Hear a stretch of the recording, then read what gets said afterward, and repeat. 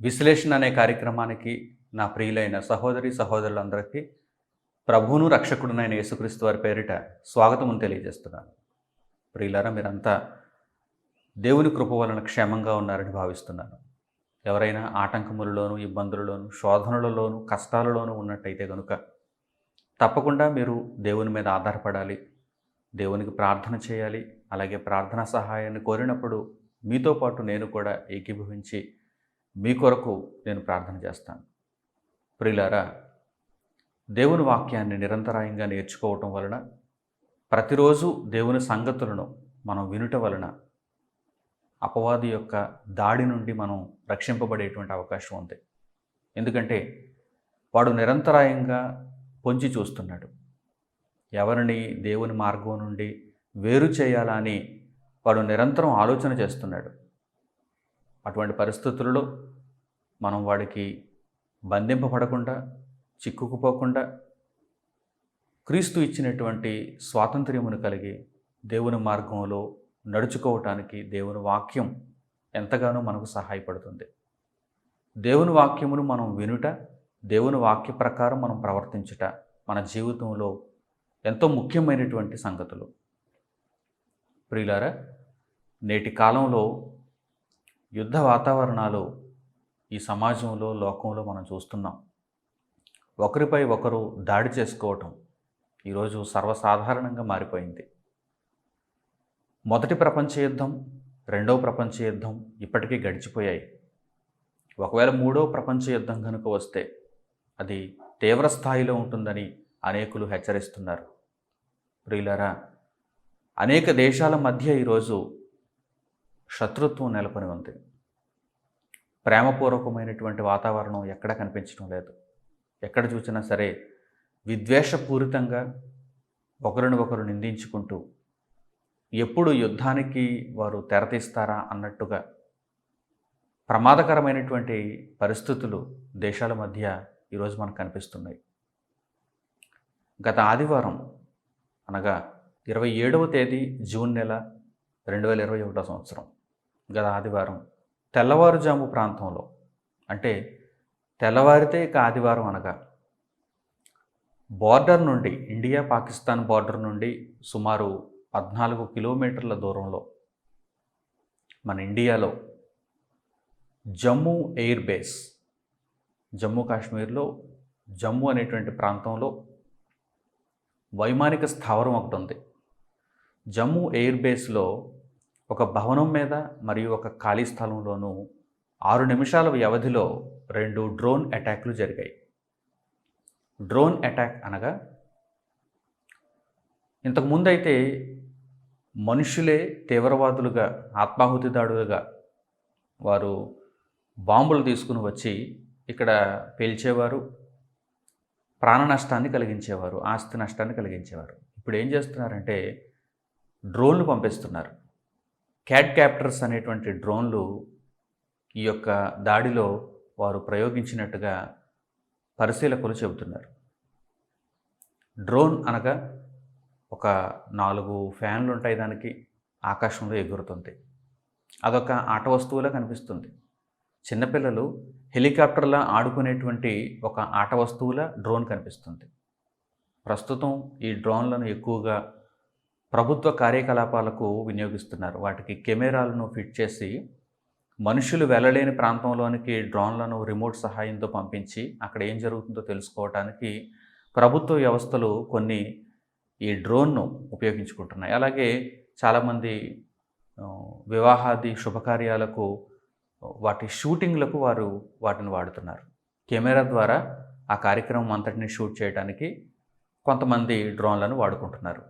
అయితే ఇప్పుడు ఈ డ్రోన్ల యొక్క వాడకం దేనిలోనికి వచ్చిందంటే, విధ్వంసకరమైనటువంటి ప్రేరుడు పదార్థాలను, బాంబులను మోసుకుని వెళ్ళి వారు ఎక్కడైతే వాటిని పేల్చాలనుకుంటున్నారో అక్కడికి ఆ డ్రోన్ ద్వారా రిమోట్ సహాయంతో పంపించి అక్కడ విధ్వంసాన్ని సృష్టించేలా తయారు చేయడానికి వారు డ్రోన్లను ఉపయోగించుకుంటున్నారు.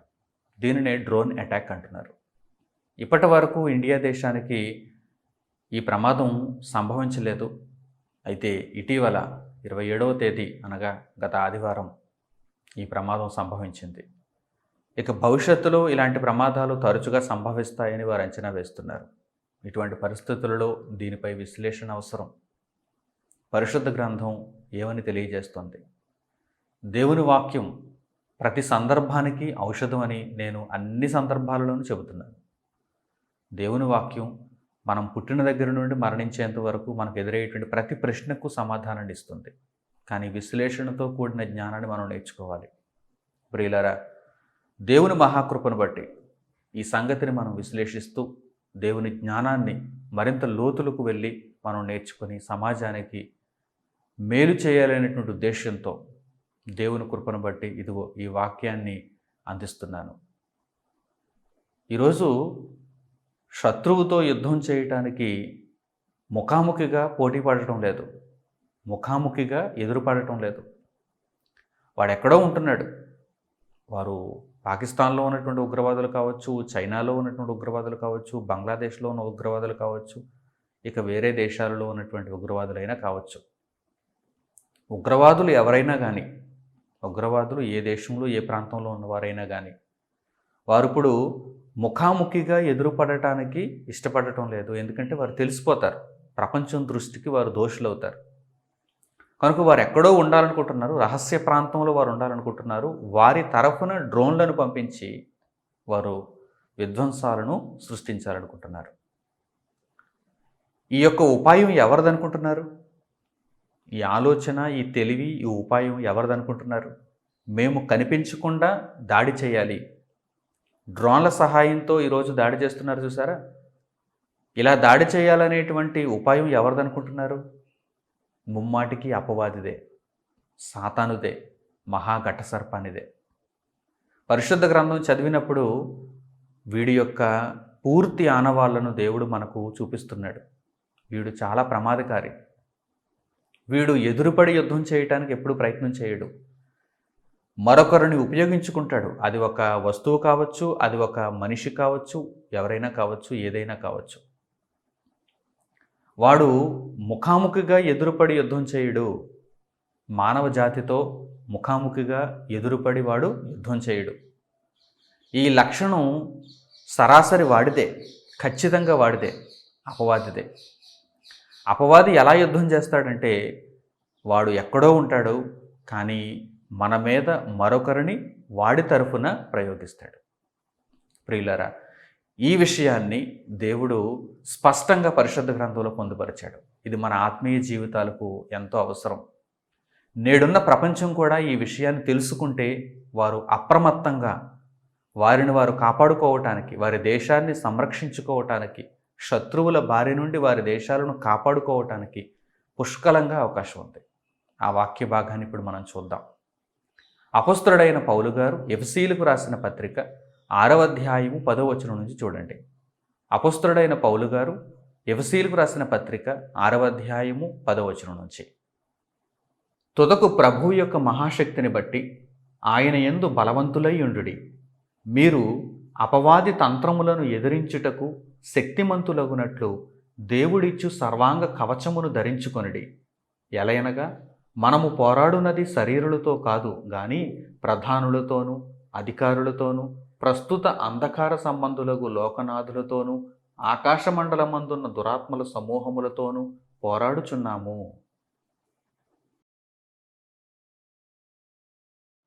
ఈ వాక్య భాగంలో దేవుడు మనకు సూచనలు చేస్తున్నాడు. మనలను ఎలా కాపాడుకోవాలి, మనలను ఎలా రక్షించుకోవాలి సూచనలు చేస్తున్నాడు. అలాగే శత్రువు ఎలాంటి పన్నాగంలో ఉన్నాడనేటువంటి విషయాన్ని కూడా మనకు చాలా స్పష్టంగా దేవుడు తెలియజేస్తున్నాడు. మీరు మొట్టమొదట బలవంతులై ఉండాలి. తుదకు ప్రభు యొక్క మహాశక్తిని బట్టి మీరు బలవంతులై ఉండుడి.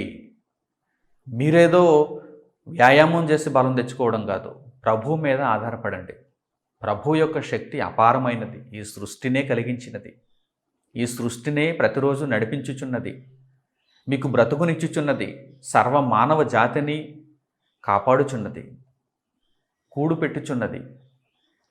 ప్రభు యొక్క మహాశక్తిని బట్టి మీరు బలవంతులు కావాలి. అంటే ఆయన మీద ఆధారపడి ఆయన బలమును మీరు సంపాదించుకొని ఆయన తోడు, ఆయన యొక్క ఆశ్రయం మీరు సంపాదించుకొని ఆయన మీద ఆధారపడుతూ మీరు బలవంతులై ఉండుడి. ప్రభు యొక్క మహాశక్తిని బట్టి మీరు బలవంతులై ఉండాలి. ఆ తర్వాత దేవుడు మీకు సర్వాంగ కవచాన్ని ఇస్తాడు. దాన్ని మీరు ధరించుకోవాలి. శత్రువు ఎక్కడైనా సరే మిమ్మను గాయపరిచేటువంటి అవకాశం ఉంది కనుక సర్వాంగ కవచమును ధరించుకోండి. అంటే ఏ కొషాన కూడా మీరు గాయపరచబడకుండా, బాధింపబడకుండా మీరు సురక్షితంగా ఉండేటందుకు సర్వాంగ కవచమును ధరించుకోండి. అంటే మన ఆత్మీయ జీవితంలో ఎక్కడా కూడా వాడికి తావివ్వకూడదనమాట. ఏ విషయంలో కూడా వాడికి అలుసివ్వకూడదనమాట.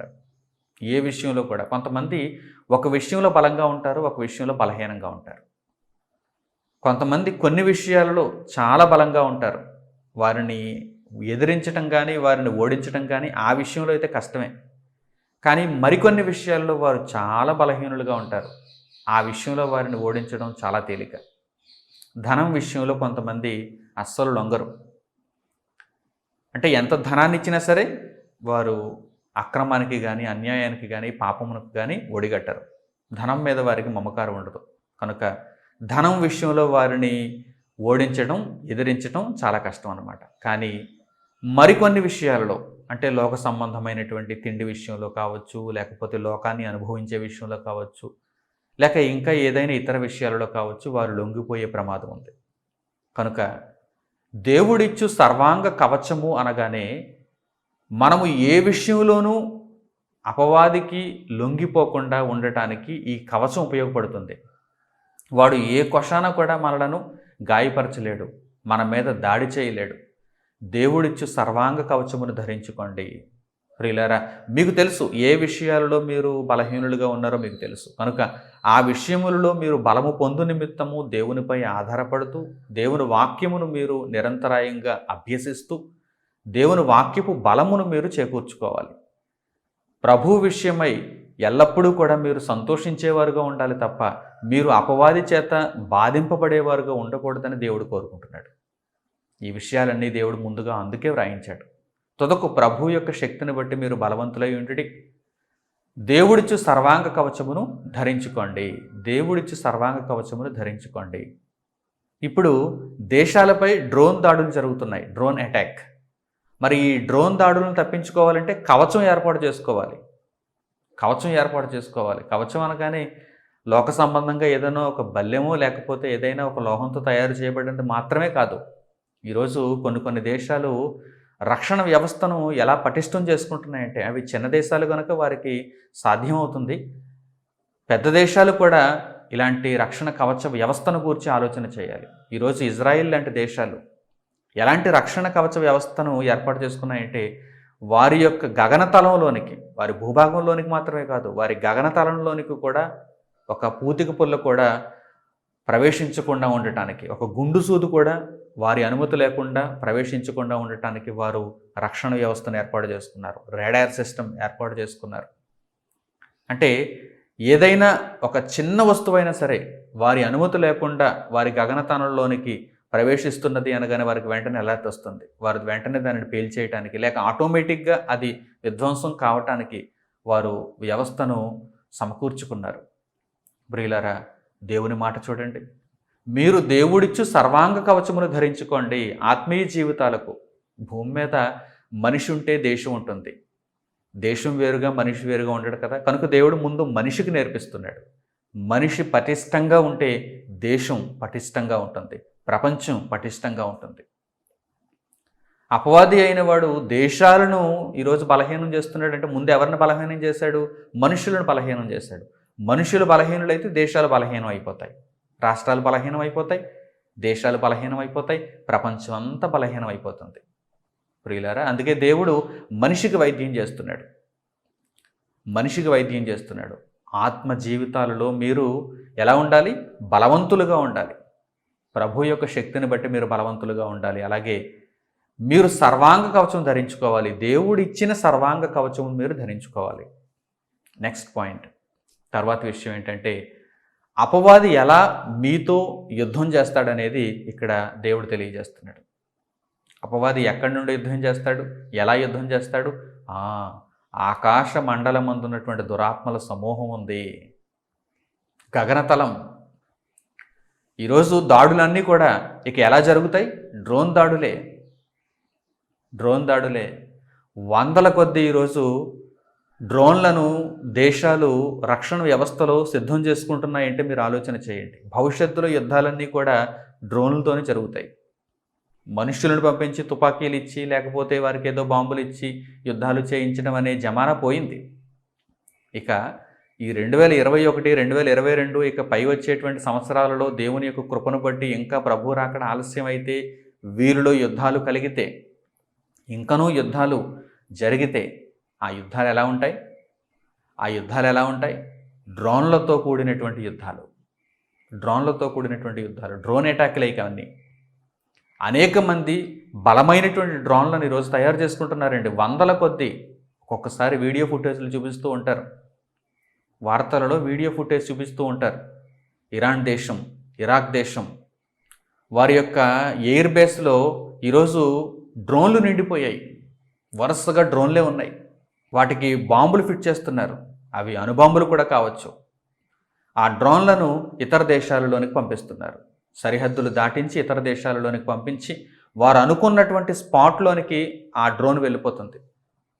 వారు ఎక్కడికైతే ఆ డ్రోన్ పంపించాలనుకుంటున్నారో అక్కడికి వెళ్ళిపోతుంది. ఇటీవల అమెరికా సైన్యం సులైమాన్ను చంపేసింది.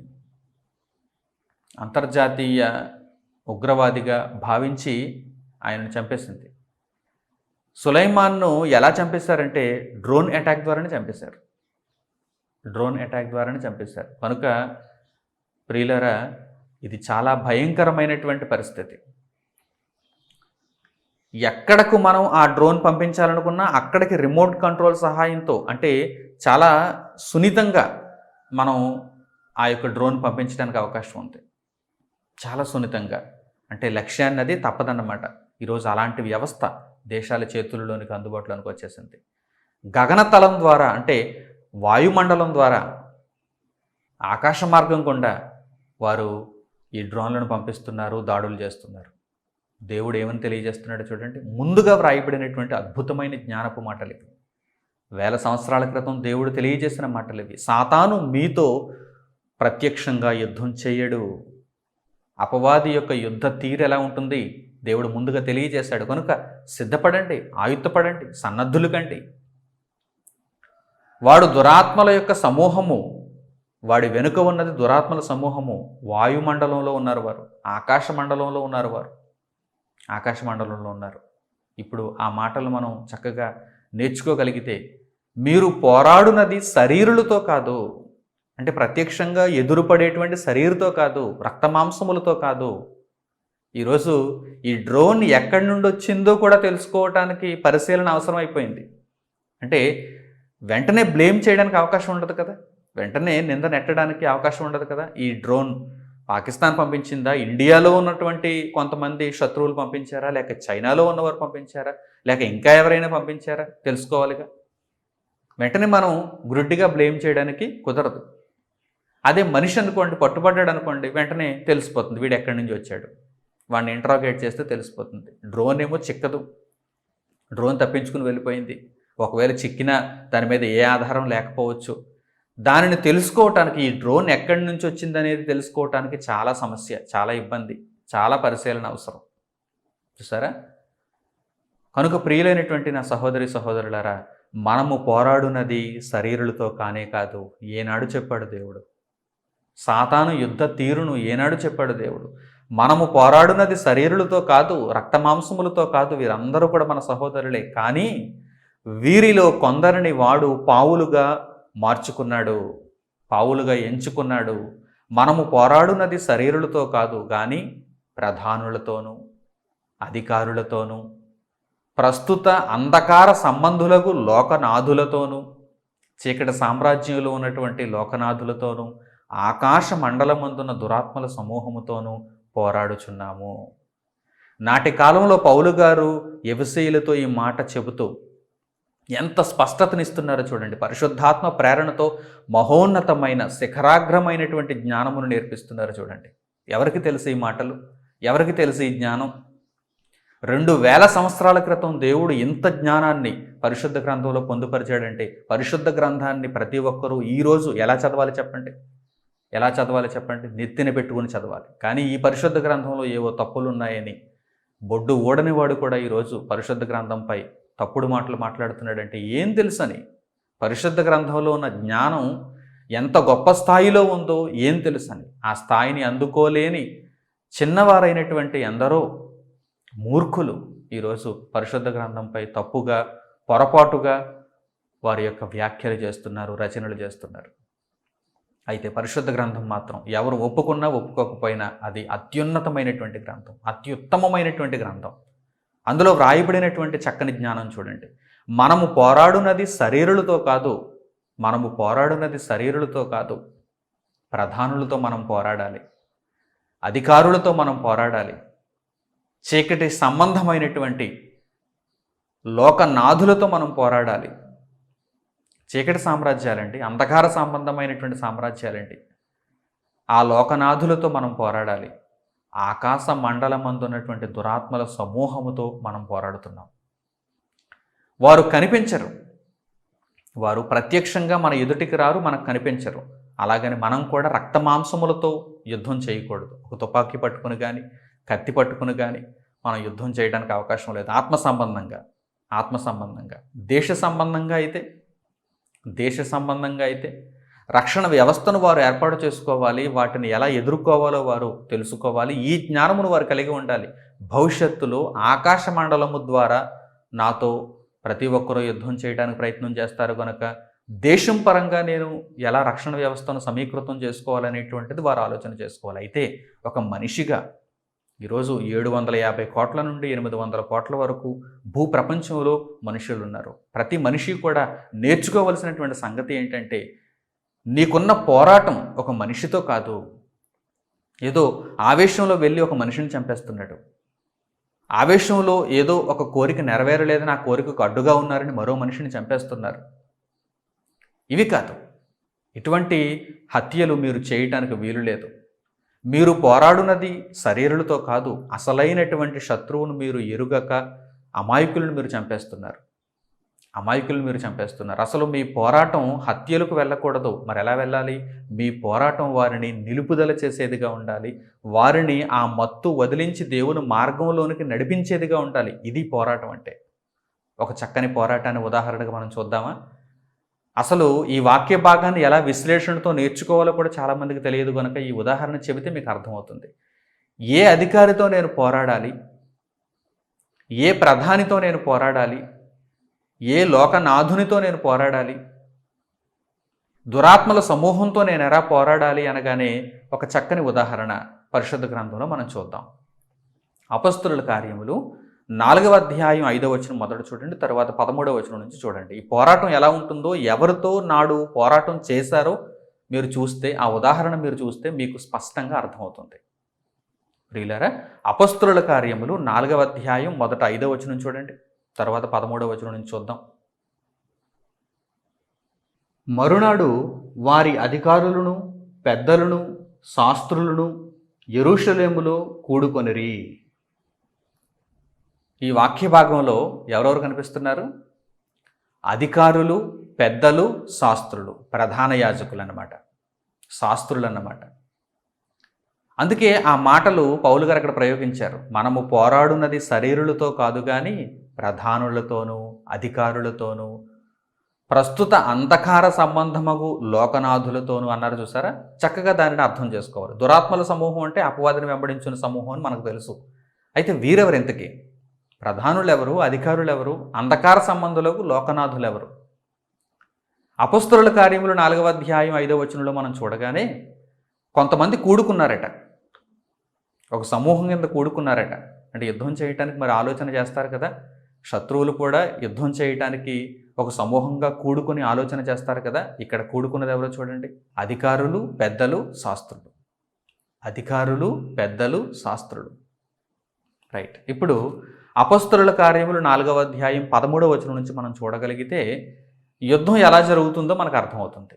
అపొస్తలుల కార్యములు 4వ అధ్యాయము 13వ వచనం నుంచి. వారు పేతురు యోహానుల ధైర్యమును చూచినప్పుడు వారు విద్యలేని పామరులని గ్రహించి ఆశ్చర్యపడి వారు యేసుతో కూడా ఉండిన వారిని గుర్తెరిగిరి. స్వస్థత పొందిన ఆ మనుష్యుడు వారితో కూడా నిలిచియుండుట చూచి ఏమీయూ ఎదురు చెప్పలేకపోయిరి. అప్పుడు సభ వెలుపలికి పొండని వారికి ఆజ్ఞాపించి తమలో తాము ఆలోచన చేసి, ఈ మనుష్యులను మనం ఏమి చేయుదము? వారి చేత ప్రసిద్ధమైన సూచకక్రియ చేయబడి ఉన్నదని యెరూషలేములో కాపురం ఉన్న వారికి అందరికీ స్పష్టమే. అది జరగలేదని చెప్పజాలము. అయినను ఇది ప్రజలలో ఇంకా వ్యాపింపకుండుటకై ఇక మీదట ఈ నామమును బట్టి ఏ మనుషులతోనైనను మాట్లాడకూడదని మనము వారిని బెదురు పెట్టవలెనని చెప్పుకొనిరి. అప్పుడు వారిని పిలిపించి, మీరు యేసు నామమును బట్టి ఎంత మాత్రమును మాట్లాడకూడదు, బోధింపను కూడదని వారికి ఆజ్ఞాపించిరి.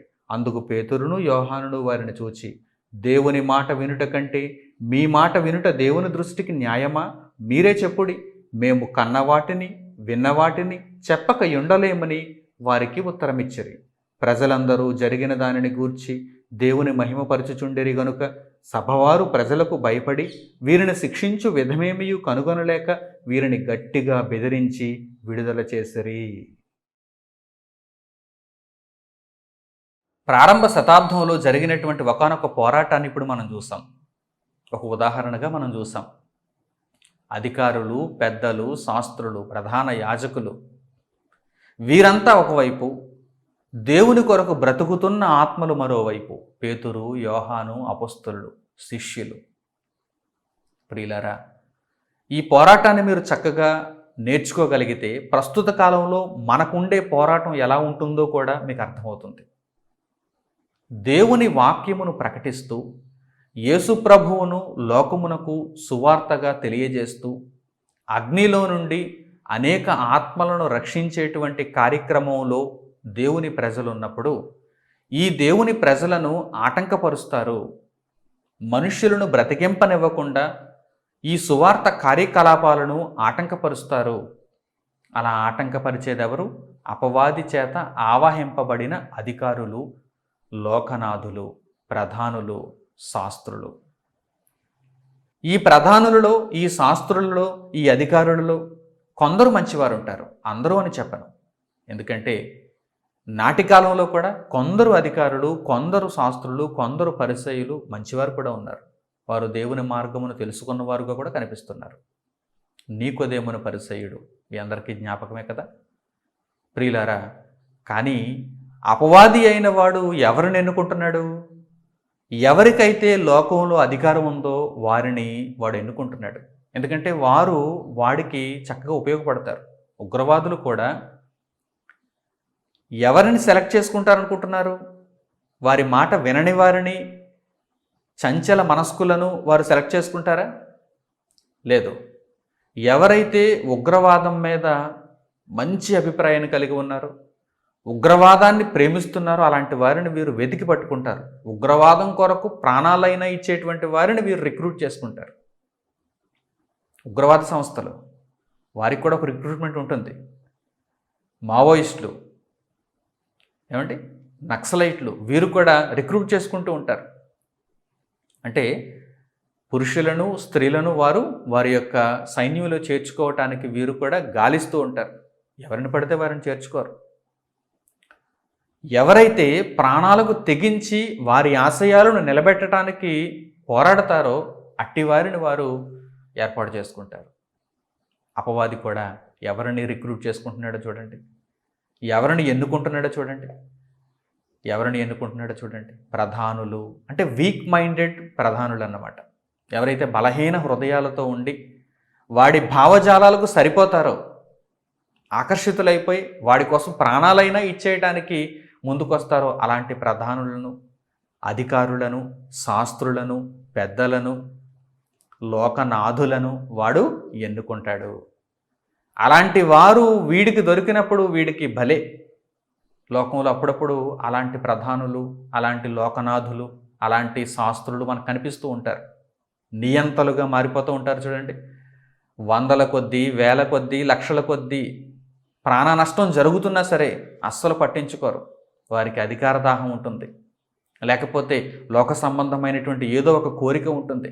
ఆ కోరికను నెరవేర్చుకోవటానికి ఎంత నరమేధం జరుగుతున్నా సరే వారు చూచి చూడనట్టుగా ఉంటారు. ఆ నరహత్యలను జరిగించటానికి వారు ప్రోత్సహిస్తూ ఉంటారు, అధికారంలో ఉండి కూడా. అంటే వారు ఎవరి చేత ఆవహింపబడ్డారన్నమాట? దురాత్మల సమూహము చేత ఆవహింపబడ్డారు.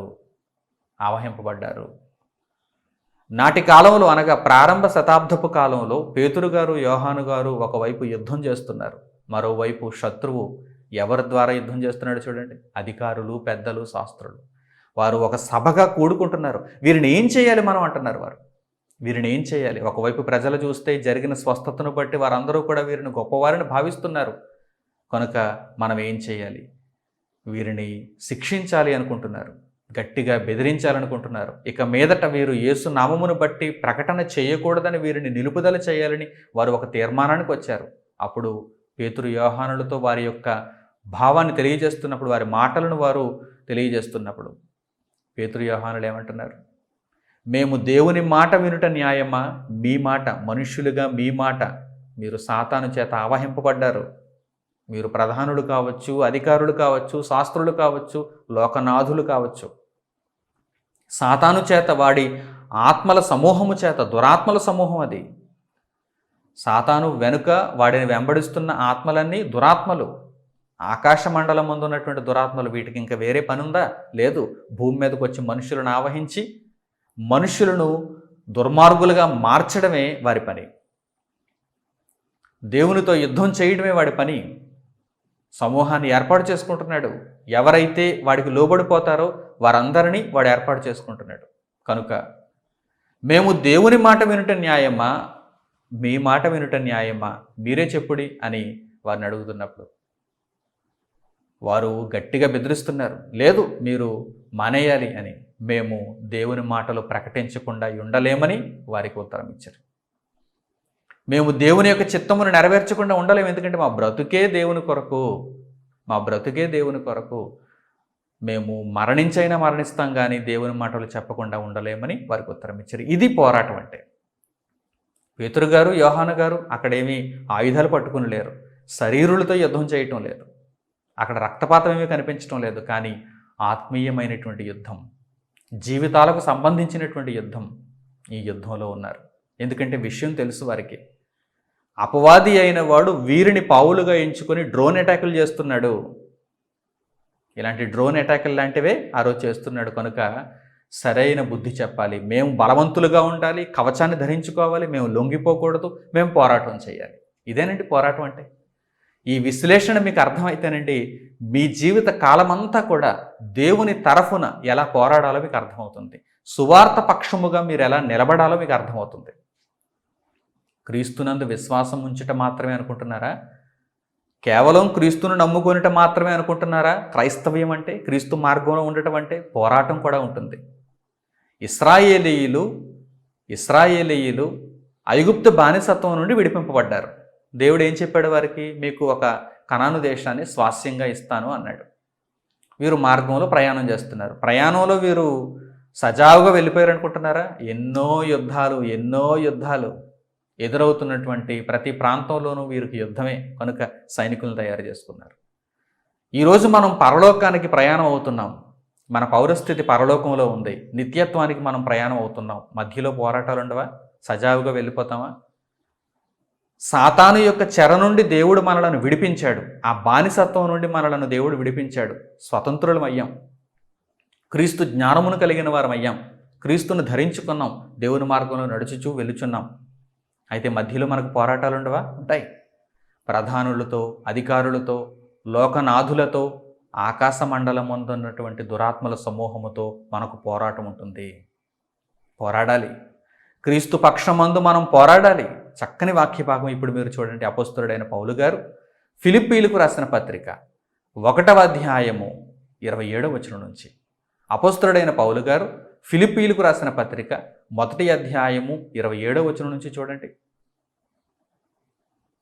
నేను వచ్చి మిమ్మల్ని చూచినను రాకపోయినను మీరు ఏ విషయంలోనూ ఎదురించు వారికి బెదరక అందరూ ఒక్క భావముతో సువార్త విశ్వాస పక్షమున పోరాడుచు ఏక మనస్సు గలవారై నిలిచియున్నారని నేను మిమ్మను గూర్చి వినులాగున మీరు క్రీస్తు సువార్తకు తగినట్లుగా ప్రవర్తించుడి.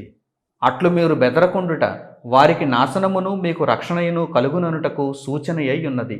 ఇది దేవుని వలన కలుగునదే. ఎలయనగా మీరు నా యందు చూచినట్టయు నా యందున్నదని మీరిప్పుడు వినుచున్నట్టయు పోరాటము మీకును కలిగి ఉన్నందున క్రీస్తునందు విశ్వాసముంచుట మాత్రమే గాక ఆయన పక్షమున శ్రమపడుటయు ఆయన పక్షమున మీకు అనుగ్రహింపబడెను.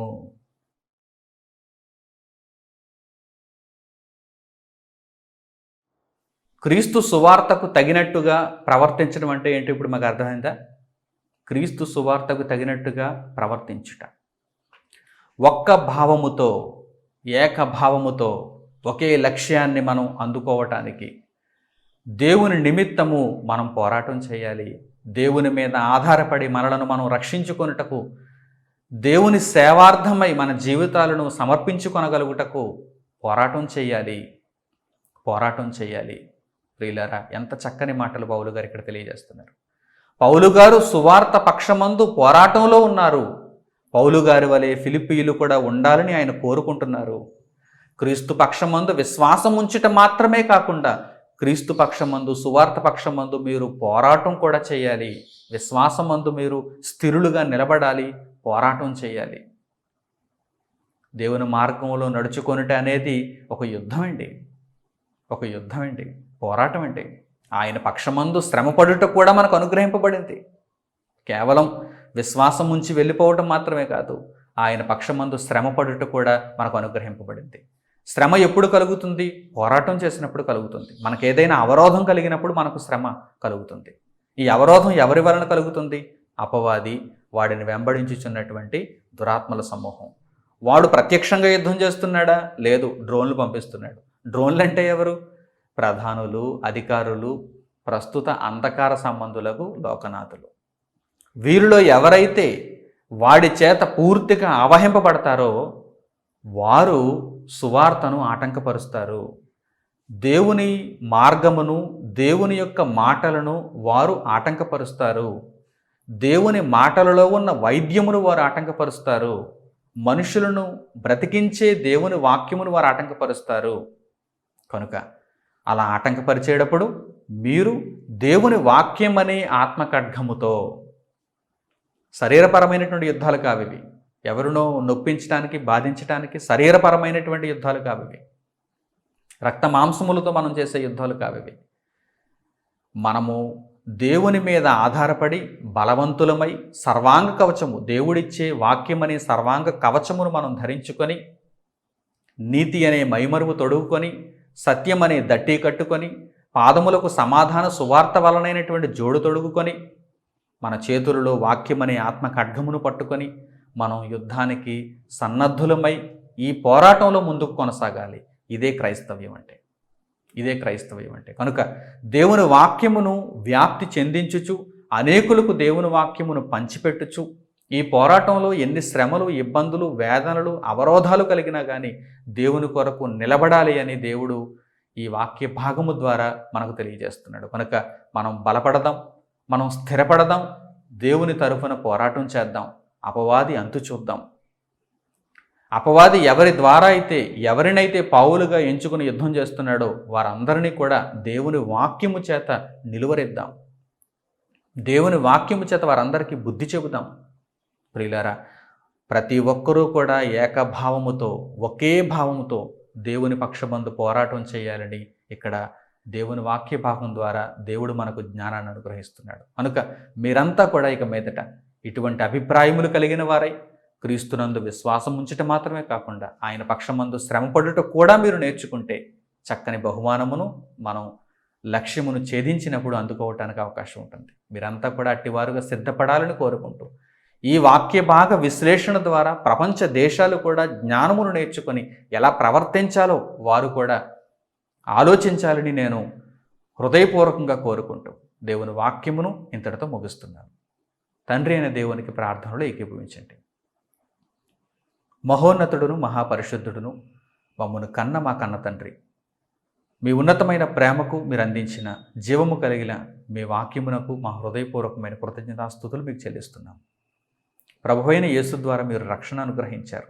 నాయన ఆ రక్షణ మార్గంలో నడుస్తున్నటువంటి మాకు సూచనలు చేశారు. శత్రువు వలన ఎలాంటి ప్రమాదాలు మాకు ఎదురవుతాయో మాకు తెలియజేశారు. ఆ శత్రువును ఎలా ఎదుర్కోవాలో మాకు సూచించారు. నాయన మీరిచ్చే సర్వాంగ కవచమును ధరించుకొని మీ మీద ఆధారపడి ప్రభువునందు బలవంతులమై ఈ యుద్ధ పోరాటంలో నాయన మేము విజయం సంపాదించగలుగుటకు మమ్మల్ని ఆశీర్వదించండి. అపవాది బారి నుండి మనుషులను రక్షించడానికి ఈ పోరాటంలో మిమ్మల్ని సంతోషింపచేయగలిగే ప్రవర్తనను మాకు అనుగ్రహించండి. ఈ ప్రార్థనలో ఏకీభవించిన మీ బిడ్డలందరికీ మీ కృపాక్షేమములు తోడుగా ఉంచి నాయన వాక్య సంబంధమైన జీవితాలు వారిలో ఉండులాగున వారు తగు నిర్ణయాలు తీసుకొనగలుగుటకు సహాయము చేయమని మిమ్మల్ని వేడుకుంటూ ఈ ప్రార్థనా విన్నపములను మా ప్రభువును రక్షకుడునైన యేసుక్రీస్తు వారి పేరిట మిమ్మల్ని అడుగుచున్నాము తండ్రి. ఆమేన్. ప్రియులైన నా సహోదరి సహోదరులారా, విశ్లేషణ అనే కార్యక్రమం ద్వారా దేవుని మహాజ్ఞానాన్ని మీరెంతవరకు విన్నారు? ఈ కార్యక్రమం ప్రతి బుధవారం సాయంత్రం 7 గంటలకు యూట్యూబ్లో సన్ ఆఫ్ గాడ్ ఆన్లైన్ అనేటువంటి ఛానల్ ద్వారా ప్రసారం అవుతుంది. ప్రతిరోజు దేవుని వాక్యం ప్రచురింపబడుచున్నది. ఆయా సంగతులను అవసరమును బట్టి దేవుడు మనకు అనుగ్రహిస్తున్నాడు. ఈ విషయమును అనేకులకు మీరు చేరువ చేసి ప్రభు పనిలో మీరు కూడా పాలిభాగస్తులు కావాలని నేను కోరుకుంటున్నాను. ప్రతిరోజు దేవుని వాక్యమును ప్రకటించుట ప్రారంభించి నేటికి 2 మాసములు పూర్తయింది. దేవుడు తన మహాకృపను మన యందు ఉంచాడు గనక దేవుని జీవవాక్యమును నిరంతరాయంగా నేర్చుకోవటానికి ఈ అవకాశం మనకు ఏర్పడింది. అందును బట్టి యేసుక్రీస్తు ప్రభువు ద్వారా మన కన్న తండ్రి అయిన దేవుని స్తుతిస్తూ ఘనపరుస్తూ మహిమపరుస్తూ ఈ యొక్క భాగ్యమును దేవుడు ఇంకనూ కొనసాగించాలని కోరుకుంటూ ఈ యొక్క ప్రకటనలను ఇంతటితో ముగిస్తున్నాను. మన తండ్రి అయిన దేవుని ప్రేమ, ఆయన కుమారుడైన యేసుక్రీస్తు వారి కృప, పరిశుద్ధాత్మ యొక్క అన్యోన్య సహవాసము మనందరికీ సదాకాలము తోడై నడిపించునుగాక. ఆమేన్. అందరికి వందనములు. సెలవు.